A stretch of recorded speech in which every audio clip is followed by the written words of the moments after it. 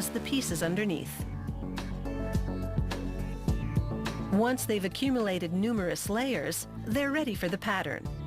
This time, it's a big sheet of paper printed with the pattern markers. The pattern designs have been precisely configured on a computer to minimize fabric waste.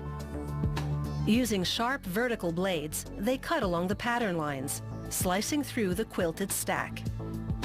In a matter of minutes, they produce liner components for a couple dozen motorcycle jackets.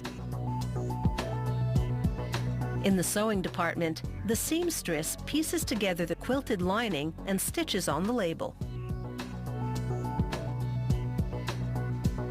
She mates it to the now completed leather shell, sewing from the inside so the stitches won't be visible. With the job done and the off-center front zipper installed, the next worker turns the motorcycle jacket right side out. She pulls the seams of the jacket over a pointed metal rod. This gets rid of any puckers and rounds out the seams. Using a hydraulic device, another worker installs button-down snaps on the collar. This will keep it from flapping around and distracting the biker. A worker drives the prongs of a metal star into a piece of shoulder trim and bends them back. This and other metallic touches add a bit of flash to the jacket.